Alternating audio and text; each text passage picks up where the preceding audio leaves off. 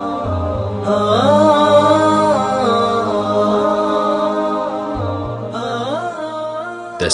الآن إلى برنامج معا ننهض مع فضيلة الشيخ الدكتور حسن سلمان.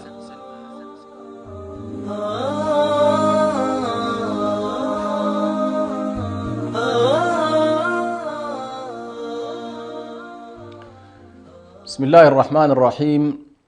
إن الحمد لله نحمده ونستعينه ونستغفره ونعوذ بالله من شرور أنفسنا ومن سيئات أعمالنا، إنه من يهده الله فلا مضل له ومن يضلل فلا هادي له، وأشهد أن لا إله إلا الله وحده لا شريك له، وأشهد أن محمدا عبده ورسوله. نشهد بأنه بلغ الرسالة وأدى الأمانة ونصح الأمة وجاهد في الله حق جهاده حتى أتاه اليقين من ربه. ما ترك شيئا يقرب الناس إلى ربهم إلا أمرهم به، ولا شيئا يباعدهم عن الله إلا حذرهم عنه. فاللهم صل وسلم وبارك عليه وعلى آله وصحبه أجمعين. المشاهدون الأعزاء، السلام عليكم ورحمة الله وبركاته. ومع برنامج معا ننهض الحلقة أو الجزء التاسع من مقومات التصور الإسلامي. وكنا قد تحدثنا في الحلقات الماضية عن محورين أساسيين من ضمن المحاور الأربعة التي حددناها لهذا العنوان، وقلنا بأن مقومات التصور الإسلامي نريد أن نتحدث عنها في 4 محاور. المحور الأول هو محور الحق جل جلاله، والمحور الثاني هو محور الخلق، والمحور الثالث هو الرسالة أو الأمر، والمحور الرابع هو مسألة المصير إلى الله سبحانه وتعالى.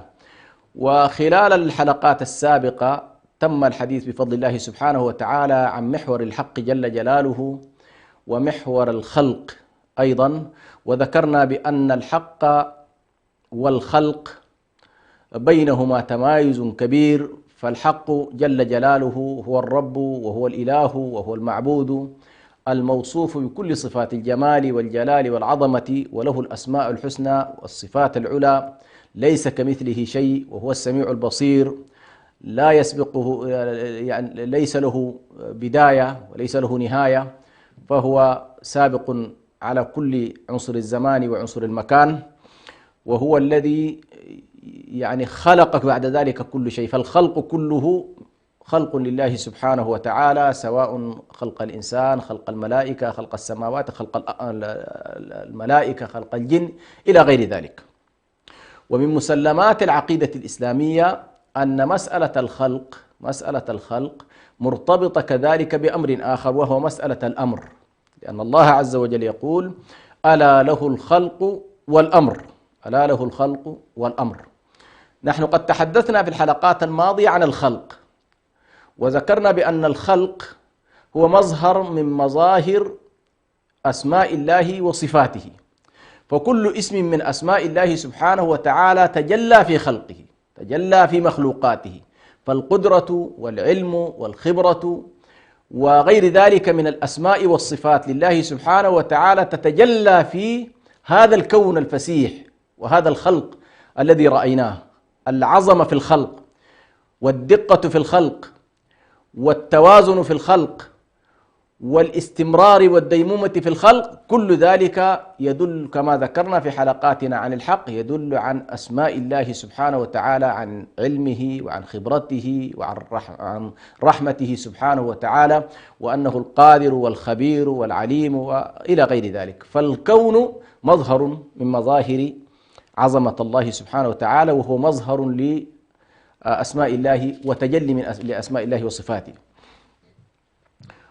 وبالتالي هو كتاب، يعني هذا الكون الفسيح، هذا الخلق كتاب دال على الله، كتاب دال على الله، ولكنه كتاب منظور، كتاب ملموس، نراه ونشاهده، وفي كل شيء له آية تدل على أنه الواحد. في كل شيء ما نراه، في كل ما حولنا، يدل على أن الله سبحانه وتعالى هو الذي خلق هذا الخلق. فمقابل هذا الكون الذي هذا الخلق هنالك أيضا الأمر، فالله له الخلق وله الأمر. الله خالق والله آمر، الله خالق والله حاكم. الله خالق والله مشرع، يعني ألا له الخلق والأمر. فإذا أنت أمام كتابين من كتب الله سبحانه وتعالى: كتاب الخلق الذي يمكن عن طريق العلم أن ينتجه، يعني يستطيع الإنسان لو ربط قراءته بالله يستطيع أن يفتح الله عليه من الدلالات عليه سبحانه وتعالى والخشية ما الله به عليم. ولذلك الله سبحانه وتعالى قال: إنما يخشى الله من عباده العلماء. فالذين يتجهون في الأرض سيرا فيها وبحثا في الخلق امتثالا لأمر الله سبحانه وتعالى: قل سيروا في الأرض فانظروا كيف بدأ الخلق. فالبدايات كيف كانت والدقائق والسنن الحاكمة للخلق تدل في نهاية المطاف الذي يقرأها بسم الله: اقرأ باسم ربك الذي خلق، خلق الإنسان من علق. فالذين يقرؤون باسم الرحمن، يقرؤون بسم الله، تؤدي نتائجهم دوما إلى الإيمان بالله، فيرتبط العلم عندهم بالإيمان. والذين يفصلون العلم عن الإيمان ويفصلون القراءة، لا يجعلونها قراءة بسم الله، هنا تجدهم يضلون، ويتحول العلم نفسه إلى كارثة، ويتحول هؤلاء إلى يعني مذمومين بدل أن يكونوا ممدوحين من الله سبحانه وتعالى. فيكون علمهم بظاهر من الحياة.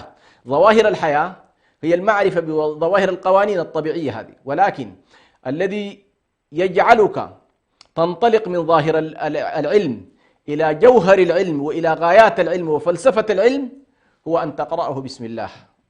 حينما تقرأه بسم الله تكون القراءة قراءة إيمانية، والقراءة الإيمانية تزيد في الإيمان وترفع من درجات الإنسان. يرفع الله الذين آمنوا منكم والذين أوتوا العلم درجات، الذين أوتوا العلم درجات.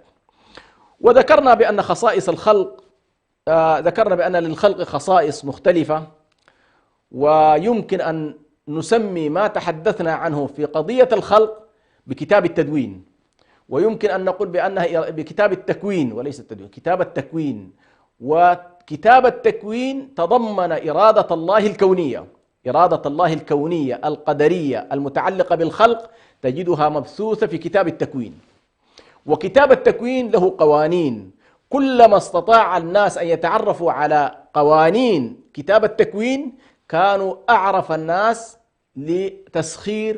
للاستفادة من تسخير الله سبحانه وتعالى لهم هذا الكون. لأننا ذكرنا بأن الكون منه ما هو مسخر ومنه ما هو مكلف. كل الخلق، يعني الخلق كلهم إما خلق مسخر وإما خلق مكلف. فالخلق المسخر تحكمه قوانين، من استطاع أن يتعرف على هذه القوانين وعلى هذه السنن استطاع أن يستفيد منها أقصى فائدة ويكون مستخلف في الأرض.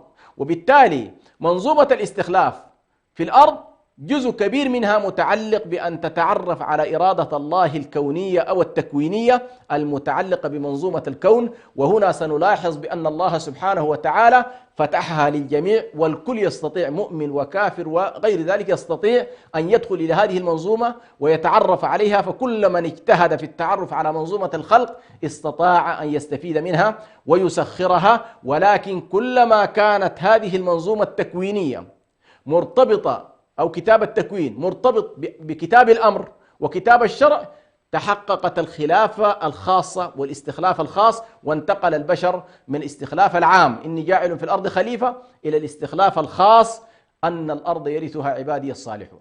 إذن أنت يعني أمام منظومتين، منظومة الخلق وكتاب الخلق وكتاب التكوين، في مقابل كتاب الأمر وكتاب الرسالة وكتاب التدوين إن جاز التعبير، الكتاب المدون. وهنا يمكن أن نقول إرادة الله الكونية وإرادة الله الشرعية، أو ممكن نقول الإرادة التكوينية والكونية والإرادة التدوينية والشرعية. فإذا نحن أمام كتابين، ولا يمكن أن تؤدي الاستخلاف في الأرض على وجهه المطلوب إلا بالتعرف على الكتابين: كتاب الله المنظور في الكون ومبثوث قوانينه في داخل حركة الطبيعة، وكتاب الله المدون المقروء المسطور المحفوظ في الصدور. وبالتالي تستطيع أن تكون إن شاء الله ممن يؤدي الاستخلاف على وجهه المطلوب. ولهذا من أعظم الآيات التي يعني تروى عن النبي صلى الله عليه وسلم، أعظم القصص التي تروى عن النبي صلى الله عليه وسلم، أنه جاء ذات يوم إلى عائشة رضي الله عنها فقال لها: يا عائشة، اليوم أريد أن أتعبد الله سبحانه وتعالى، وكأنما يستأذنها رسول الله في ليلتها.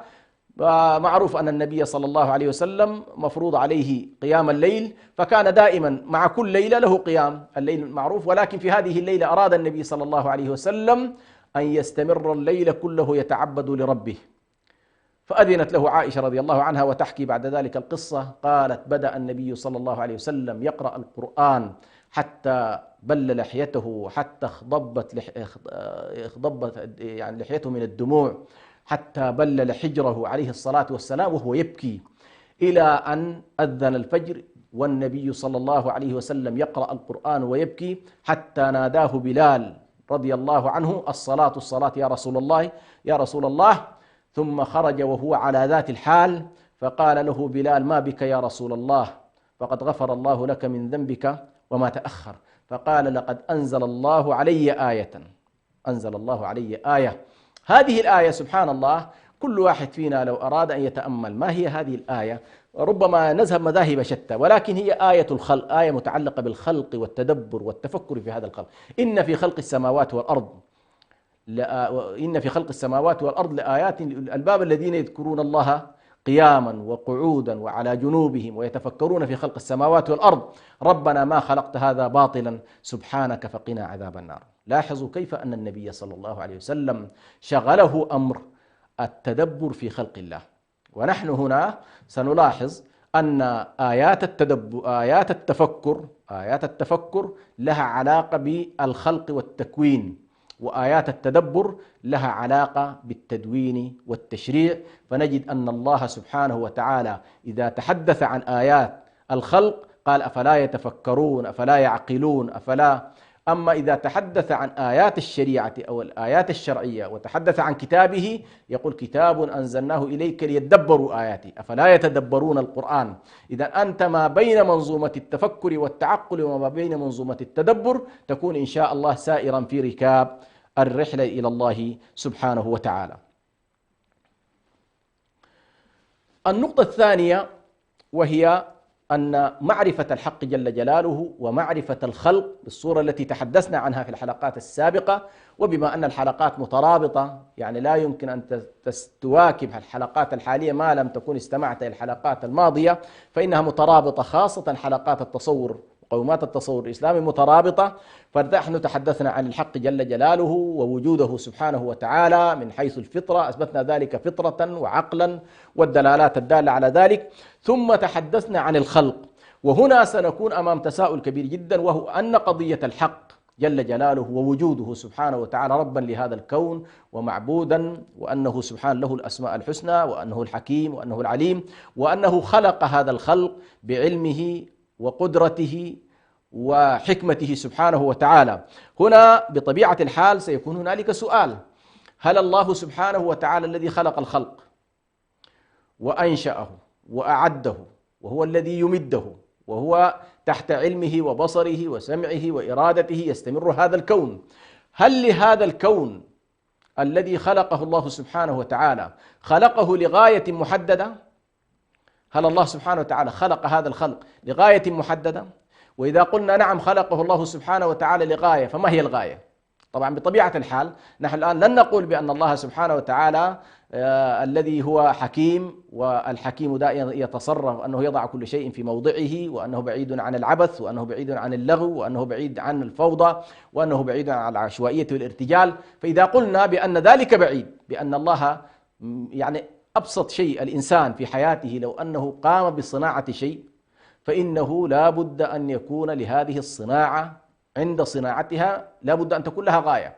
فالذي فكر مثلا في الدراجة فكر فيها بطريقة معينة وتؤدي غاية معينة، والذي فكر في صناعة السيارات لغاية معينة، صناعة الطائرات لغاية معينة، صناعة التلفونات مثلا لغاية معينة. فكل الصناعات بطبيعة الحال لها غاية لا بد من أن يصل إليها عندما يكون الإنسان على الأقل يريد أن يستخدم هذه الوسيلة أو هذه الصناعة. وهذا الذي يسمى في الصناعات الكتالوج، يعني بمعنى كل صناعة لها كتالوج في طريقة الاستخدام وفي ماهية الاستخدام وكيف تستخدم ومتى على الأقل كيف تبدأ وكيف تنتهي. إذن هذا الوجود الضخم وهذا الكون الفسيح وهذا الكون العظيم، هل يمكن أن نقول بأن الله سبحانه وتعالى خلقه هكذا بلا معنى وبلا غاية وبلا علة، أم أن الله سبحانه وتعالى خلق الخلق لغايات محددة، ومن ضمن هذا الخلق الإنسان، ضمن هذا الخلق الإنسان؟ نلاحظ بأن منطق العقل الآن، بعيدا عن قضية أنه والله ماذا تقول الشريعة، العقل يقول بأنه يستحيل أن الله سبحانه وتعالى الذي عقلا وفطرة قلنا بأن الله سبحانه وتعالى موجود وأنه خلق هذا الخلق، يستحيل على الله أن يكون خلق هذا الخلق وتركه عبثا. وهذا نفسه يؤيده القرآن عندما يقول الله سبحانه وتعالى: أفحسبتم أنما خلقناكم عبثا وأنكم إلينا لا ترجعون. يعني هنا ينفي الله سبحانه وتعالى حسبانين خاطئين. الأول حسبان أن الله خلقنا عبثا، الحسبان الثاني الخاطئ، الظن الخاطئ، أن نعتقد أننا لسنا راجعين إلى الله سبحانه وتعالى، فكلاهما باطل. والحق أننا خلقنا لغاية ولم نخلق لعبث، وأننا خلقنا وسنرجع إلى الله سبحانه وتعالى. فإذا هنا نلاحظ أننا أمام إجابة واضحة من الناحية العقلية، أن هذا الكون ما خلقه الله عبثا، إنما خلقه لغاية وغاية عظيمة.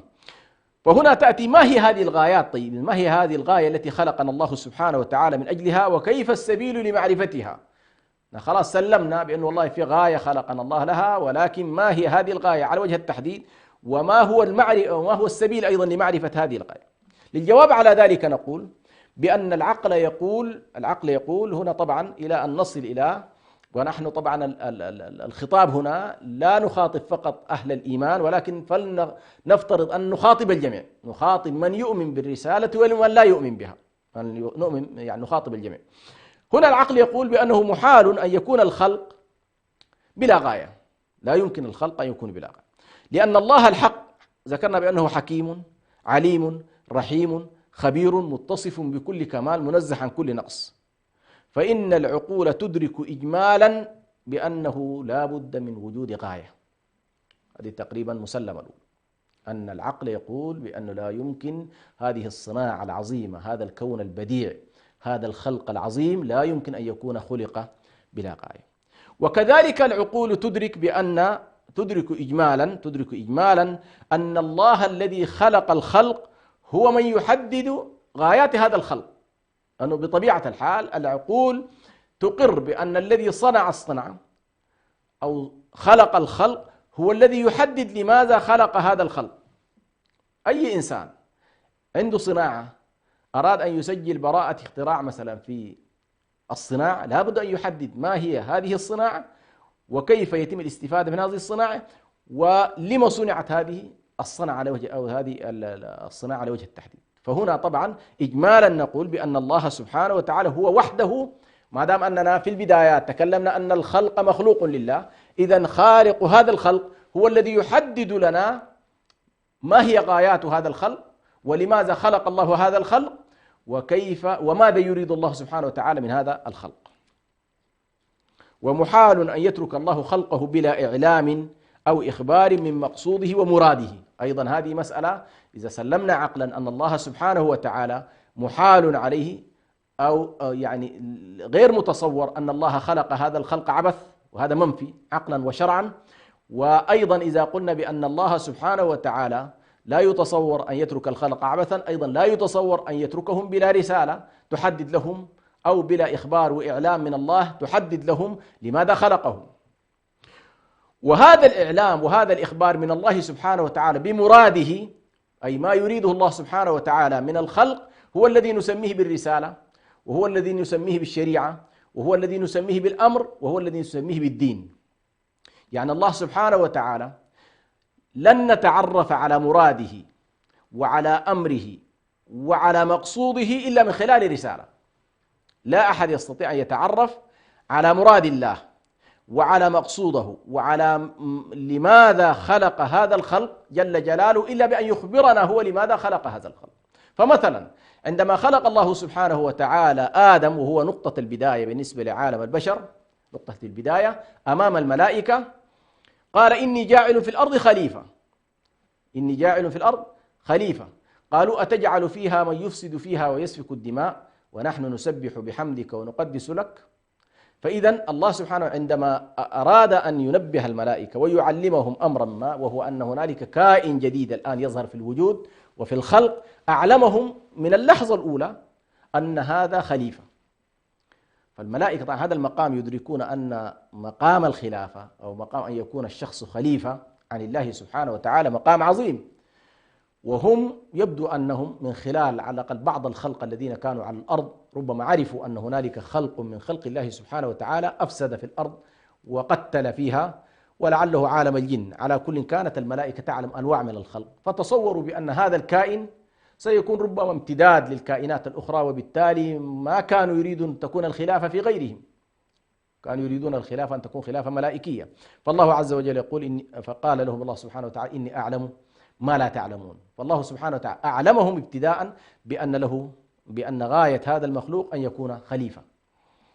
إذن الله سبحانه وتعالى يعلم من خلال الرسالة مراده ومقصوده، وغايات هذا الخلق تحدد من خلال مراد الله سبحانه وتعالى عبر الرسالة. وطبعا لما نتكلم عن الرسالة دائما أي كلمة رسالة معناها فيها 4 أركان. الرسالة فيها مرسل، وفيها مرسل إليه، وفيها رسول، وفيها الرسالة نفسها. 4 أركان تقريبا لأي عملية إرسال. أي عملية إرسال لابد فيها من مرسل ومستقبل ومضمون الرسالة وكذلك الرسول. أي حالة على كل تقريبا حالة اتصال تقريبا تكون بهذا الشكل. فالمرسل هو الله سبحانه وتعالى، والمرسل إليه هو الإنسان. الآن نحن نتكلم بطبيعة الحال في مشروعنا الذي نتكلم عنه، نتكلم على الإنسان، ونحن نتكلم عن تصورات التصور الإسلامي، نتكلم على الإنسان. وبالتالي هذه الرسالة التي يرسلها الله سبحانه وتعالى وينزلها عبر رسوله، وهو الركن الثالث، مكلف بها الإنسان. المستقبل لها هو الإنسان، المرسل إليه هو الإنسان. ولكن نلاحظ هنا أن الناس البشرية الآن قاطبة في مشارق الأرض ومغاربها، لها أنواع من الرسالات أو أنواع من الأديان، بعضها أديان ترتبط بالسماء، وبعضها أديان ترتبط بالأرض، وبعضها أديان على لكل وجهة هو موليها، وكما قال الله سبحانه وتعالى لكم دينكم ولي دين. فالناس لكل طائفة منهم دين يدينون به. وهنا يأتي السؤال الكبير جدا، وهو عند هذا الاختلاف وهذه الاختلافات الكبيرة كيف نستطيع أن نتعرف على الرسالة الحق، وأن هذه الرسالة هي المعبرة عن الله، وهي كلمته، وهي أمره، وهي شرعه، وهو دينه. كيف نستطيع أن نتعرف؟ والكل يدعي وصل بليلى، فالكل يدعي بأنه هو صاحب الحق وهو صاحب الرسالة، وخاصة ممن يزعمون بأنهم بارتباط بالسماء، اللي على الأقل لا علاقة له بالسماء يمكن أن يزاحم بأن والله ما هو عليه حق ويبقى النقاش هنا، ولكن أن يتصل الأمر بالسماء وأن ينسب الأمر إلى الله هو الذي يحتاج إلى نقاش. وهذا ما سنعود إليه بعد الفاصل، فلا تذهبوا بعيدا.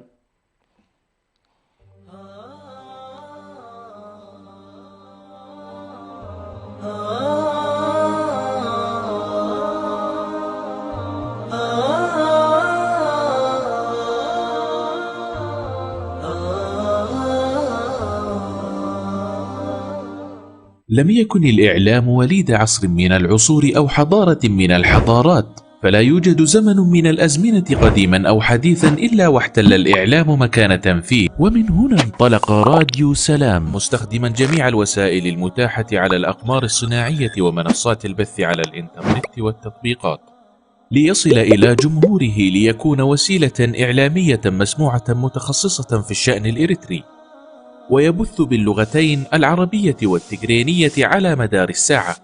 راديو سلام يخاطب المجتمع الإريتري كافة بجميع مكوناته، ويتفاعل مع قضاياه لترسيخ الانتماء وتجديد الوعي وتحقيق السلام والريادة، ويبث على الأقمار الصناعية والمنصات الإلكترونية كافة، وكانت أهدافه تعزيز قيم السلام والإخاء والتصالح والعيش المشترك، نشر قيم الإسلام وأخلاقه، وتعزيز الأعراف والأخلاق الفاضلة، ترسيخ مكانة المرأة وتفعيل دورها في المجتمع والعناية بقضايا المرأة والطفل والشباب وكبار السن، المساهمة في التنمية ومواجهة الفقر والجهل وتوطين اللغة العربية. اكتمل بث راديو سلام على المنصات التالية: على القمر الصناعي نايل سات على التردد 12687، وعلى متجر الأندرويد والأبل، وعلى الموقع الإلكتروني سلامميديا61.com، وعلى جميع وسائل التواصل الاجتماعي. راديو سلام، سلام ووئام.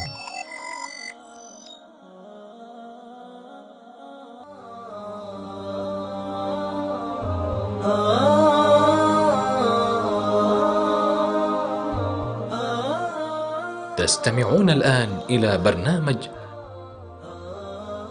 معا ننهض مع فضيلة الشيخ الدكتور حسن سلمان.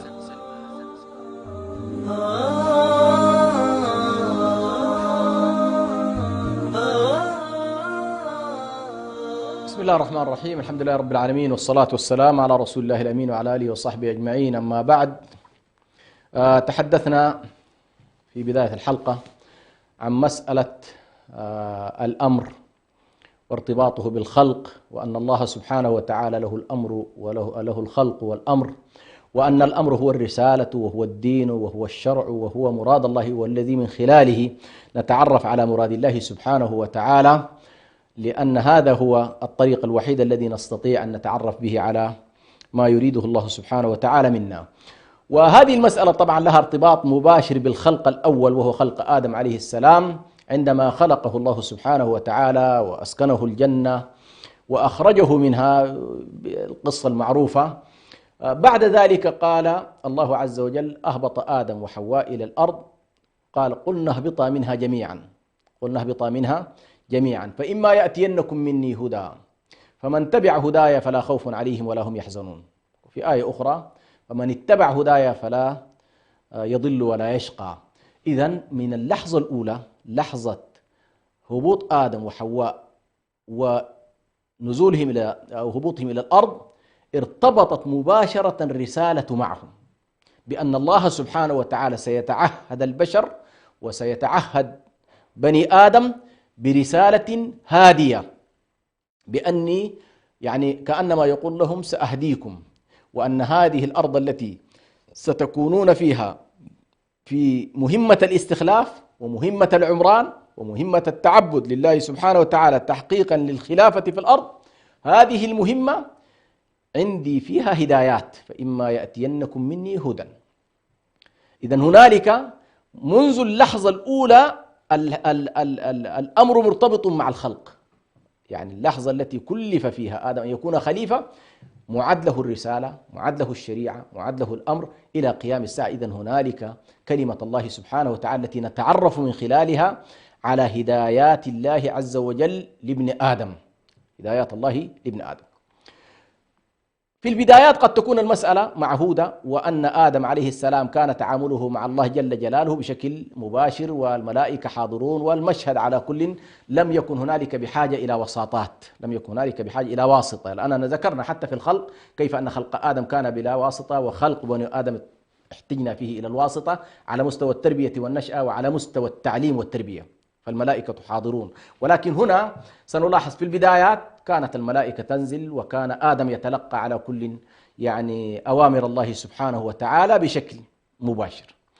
ولكن مع تقدم الزمن ومع تقدم البشرية وتطورها، بدأ هنالك حالة من الانتقال من عالم الشهادة إلى عالم الغيب، انتقال من عالم الشهادة إلى عالم الغيب، وظل على الأقل عالم الشهادة حاضر حتى بنو إسرائيل. يعني حتى فترة بنو إسرائيل كانت مسألة عالم الشهادة وشعور الناس بالتعامل المباشر مع السماء موجودة، يعني لم تكن هنالك مشكلة.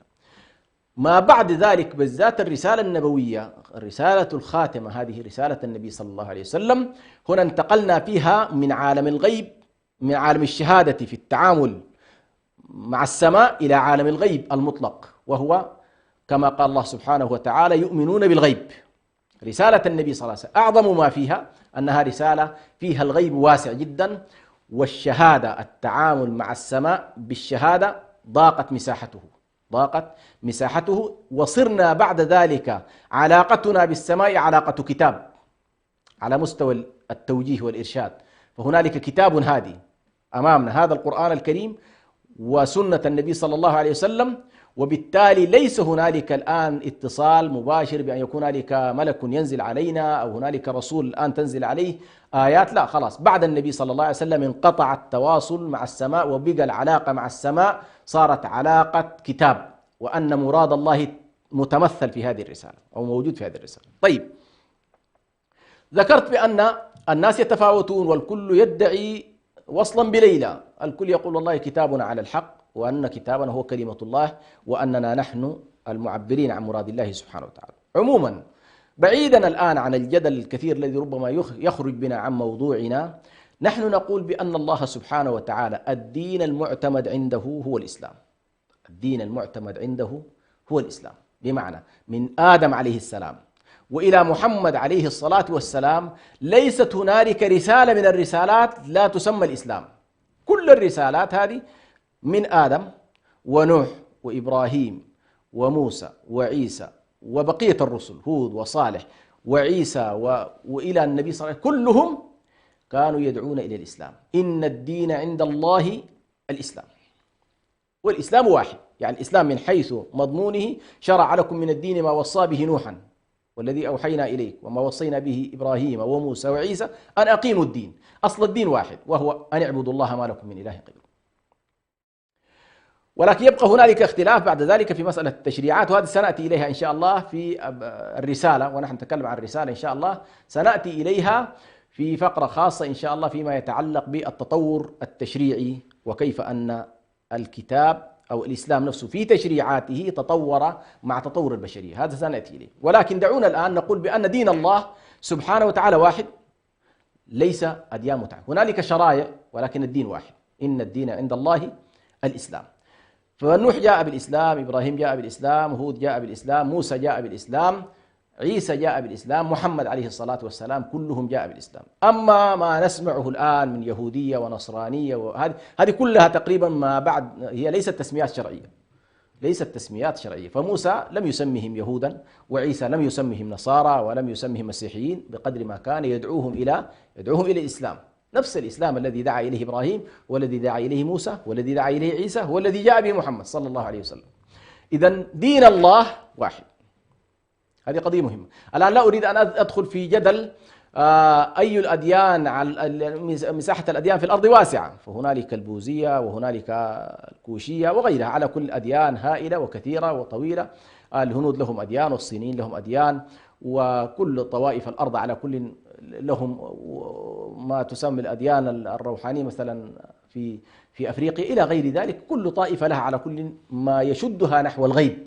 هذه جوهر الأديان، هو أن هنالك ابن آدم مشدود بالغيب، دائما هنالك في داخله شيء ينزعه نحو الغيب، أي ينزعه نحو التدين. ولذلك أصاب من قال بأن الإنسان إذا أردنا أن نعرفه فهو ليس أن نقول حيوان ناطق ولا أن نقول حيوان مفكر، ولكن حقيقة الإنسان هو كائن متدين. حقيقة الإنسان بأنه كائن متدين، أي في داخله نزعات التدين. مهما حاول الإنسان أن يتجرد من نزعات التدين، فإن نزعات التدين في داخله نزعات فطرية مخلوقة في داخله، مغروزة في داخله، متركبة في بنيته، وبالتالي الإنسان لا بد له أن يكون متدينا. يبقى بعد ذلك أحيانا وهو يبحث عن الدين الحق قد تكون إجاباته خاطئة، وقد لا يصل إلى الدين الحق، ولكنه في جوهره هو باحث عن الحق، باحث عن الدين، باحث عن إجابات دينية، باحث عن إجابات دينية. بالنسبة للرسالات المتعلقة بالسماء، الله سبحانه وتعالى ما أرسل من رسول ولا نبي إلا وكانت معه بينة من البينات. فأول نقطة التي نتعرف بها على إجابة كيف نعرف أن هذا هو الدين الحق، الله سبحانه وتعالى علمنا أن نقول قل هاتوا برهانكم إن كنتم صادقين. ما بعث الله رسول إلى هذه البشرية إلا وأعطاه بينة، أعطاه بينة. وفي القرآن نسمع كلمة بينة، ونسمع كلمة بينات، ونسمع كلمة بصائر، ونسمع كلمة بصيرة. هذه كلها دلالاتها واحدة، وهي الجزء المتعلق بالمعجزات، والجزء المتعلق بالمعجزات. فالله سبحانه وتعالى يقول لقد أرسلنا رسلنا بالبينات، لقد أرسلنا رسلنا بالبينات وأنزلنا معهم الكتاب والميزان. إذن هنالك أرسل الله سبحانه وتعالى رسله بالبينات. وهنا طبعا أحب أن أنبه لا يوجد رسول من الرسل جاء بغير بينة، هذه مسألة منتهية. لكن بعضهم أشار الله تبارك وتعالى إلينا في كتابه ما هي معجزته وبينته، ومنهم من لم يشر إلينا إلا إجمالا. يعني نحن ندرك من خلال ما أنزله الله سبحانه وتعالى أن أي رسول من الرسل بعثه الله ومعه بينة. موسى عليه السلام مثلا كانت له 9 بينات، لقد أرسلنا موسى في 9 آيات بينات، في 9 آيات بينات. وأرسل الله سبحانه وتعالى عيسى ومعه بينات، اللي هي مسألة الطير وإحياء الموتى ويعلم ما تدخرون في بيوتكم إلى غير ذلك من الآيات التي جزء منها متعلق على كل بالطب وجزء منها متعلق بالأحياء وغير ذلك وإحياء الموتى. صالح عليه السلام مثلا كانت معجزته التي ارتبطت به قضية الناقة. إذن الله سبحانه وتعالى يقول لنا بأني ما أرسل رسول ليحمل رسالتي ويحمل مضمون مرادي إلا وأعطيه بينات تدل على أنه صادق، تدل على أن ما معه من رسالة هي فعلا من عندي وليس من عندي. لقد أرسلنا رسلنا بالبينات.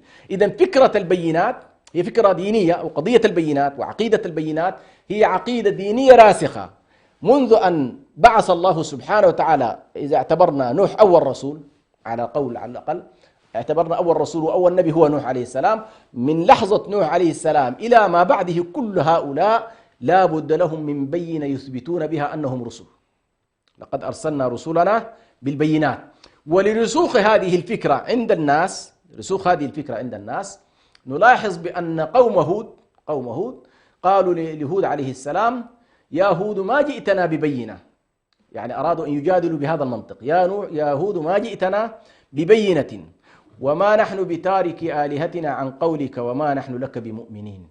إذن هم يعني يجادلوا في قضية البينة، مع أن الله سبحانه وتعالى ذكر بأن هؤلاء ليسوا صادقين في هذه الدعوة، لأن الله سبحانه وتعالى أيضا ذكر في كتابه سبحانه وتعالى قال: وتلك عاد جحدوا بآيات ربهم، وتلك عاد جحدوا بآيات ربهم.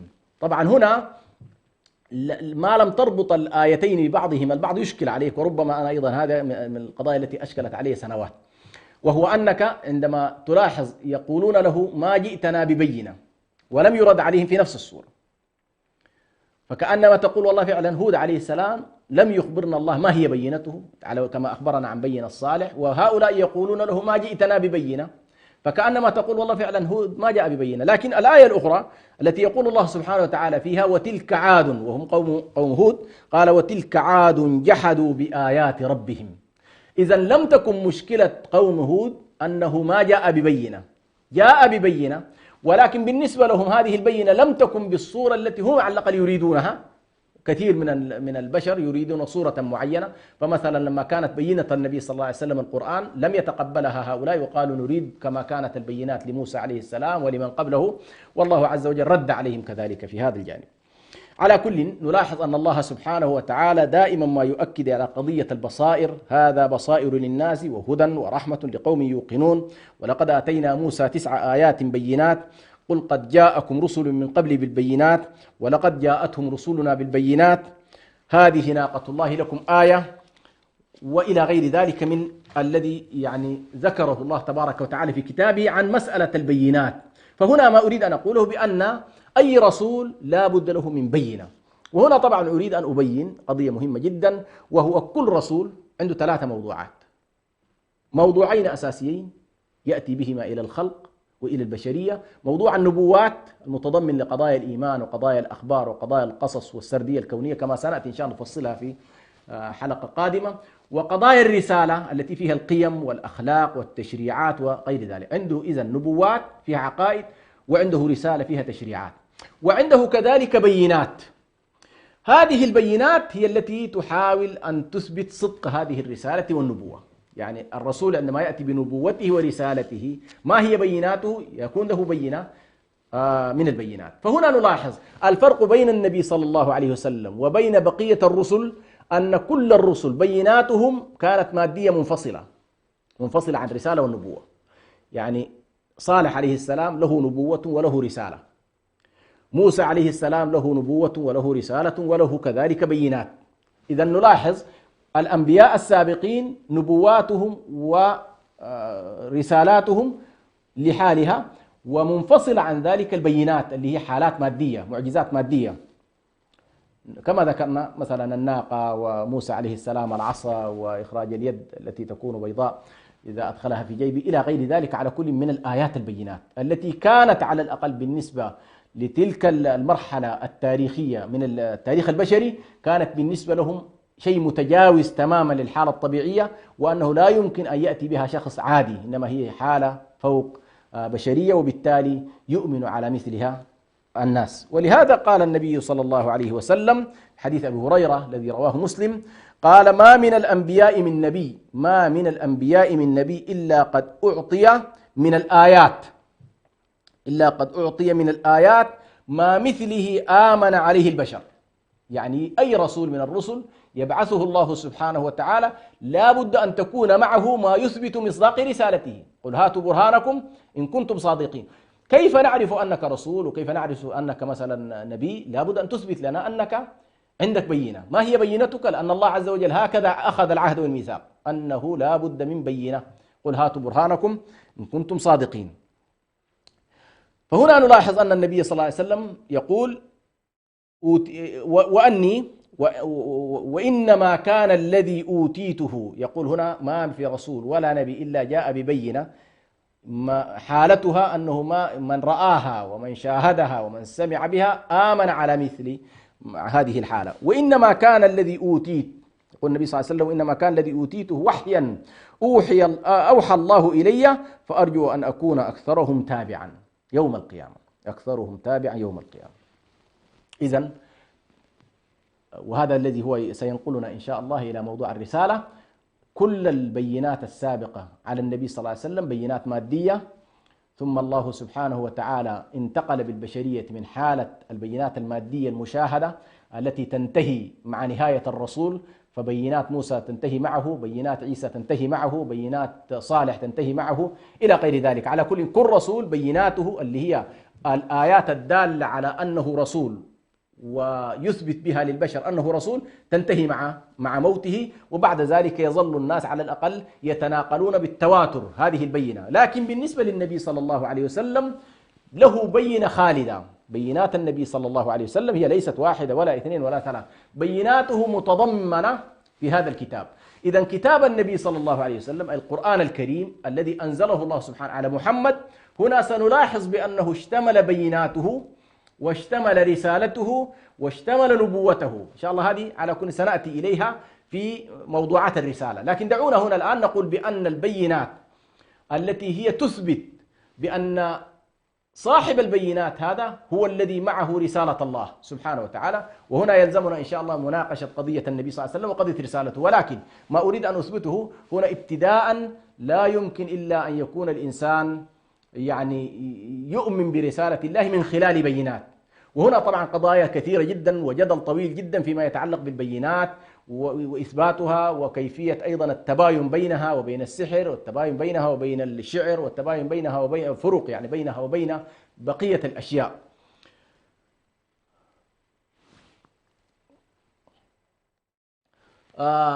نقف إن شاء الله في هذه النقطة على وجه التحديد، وهي قضية البينات، وأن هذه البينات هي التي بإذن الله سبحانه وتعالى يتم من خلالها. هذه البينات كانت عند الرسل السابقين كما ذكرت منفصلة وكانت مادية. وأما بالنسبة للرسالة الخاتمة فهي جزء من الكتاب، بل هي الكتاب ذاته وليست مادية بعد النبي صلى الله عليه وسلم. نكتفي إن شاء الله بهذا القدر، ونصلي ونسلم على رسول الله صلى الله عليه وسلم. والسلام عليكم ورحمة الله وبركاته.